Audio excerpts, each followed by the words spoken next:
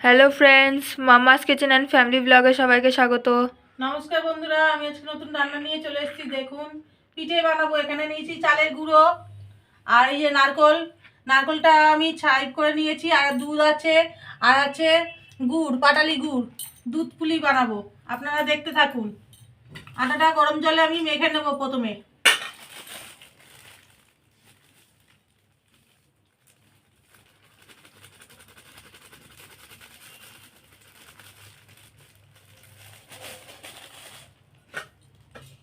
আমি নুন দিই না, আপনারা চাইলে নুন দিতে পারেন।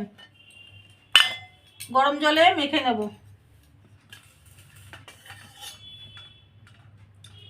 অল্প অল্প করে গরম জল দিয়ে মেখে নেব এটাকে।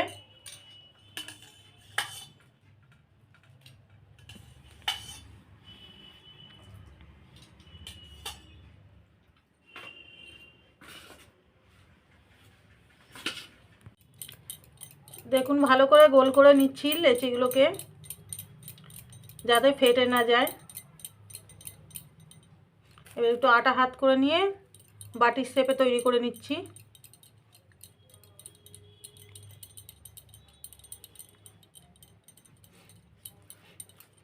এবারে এতে নারকেল ছাইটা দিয়ে দেবো। নারকেল ছাইটা আমি ভালো করে বেটে নিয়েছি, যাতে সুন্দরভাবে লাগে খেতে।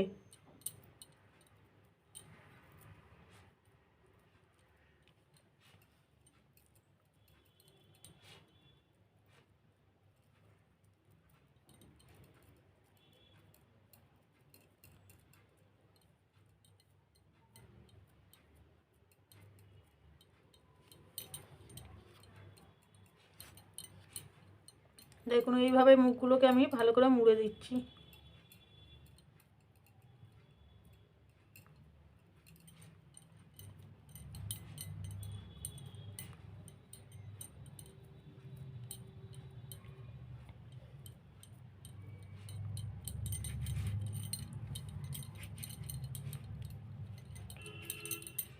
এই যে একটা হয়ে গেল।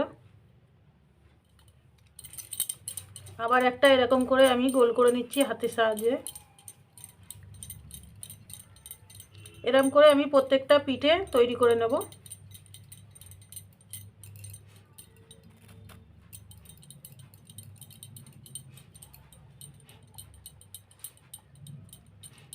আমার মেয়ে আর আমি দুজনে মিলে করছি, যাতে তাড়াতাড়ি হয়ে যাবে।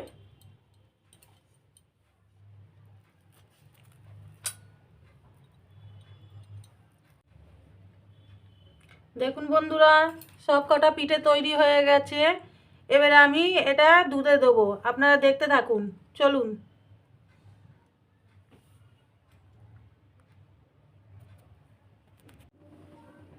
বন্ধুরা, এবারে আমি দুধটা দিয়ে দেবো কড়াতে।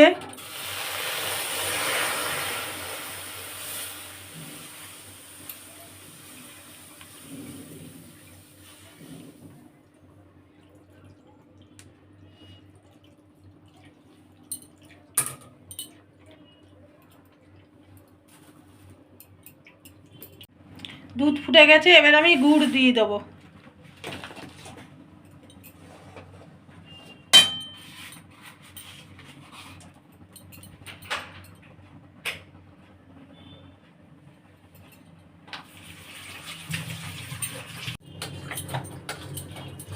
দেখুন, দুধটা কেমন ফুটছে, একটু ঘন হবে, তারপরে আমি পিঠেগুলোকে দিয়ে দেব।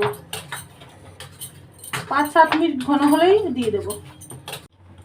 গুড়টা ভালো করে, দুধটা জাল দেওয়া হয়ে গেছে। এবার আমি পিঠেগুলোকে দিয়ে দেব। আস্তে আস্তে দিয়ে দেব, নয় ভেঙে যাবে।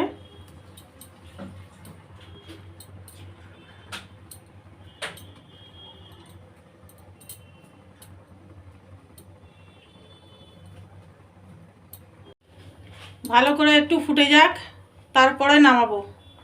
দেখুন কত সুন্দর কালার হয়েছে, আর একটাও পিঠে ভাঙিনি।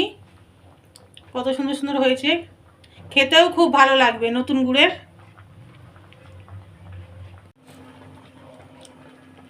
দেখুন, আমাদের পিঠে রেডি। এবারে আমি এটা কিছুক্ষণ বন্ধ করে রেখে দেবো, থালা চাপা দিয়ে। বন্ধ করে দিলাম গ্যাসটা। দেখুন, রান্নাটা যদি আপনাদের ভালো লাগে আমাকে সাপোর্ট করবেন। ধন্যবাদ।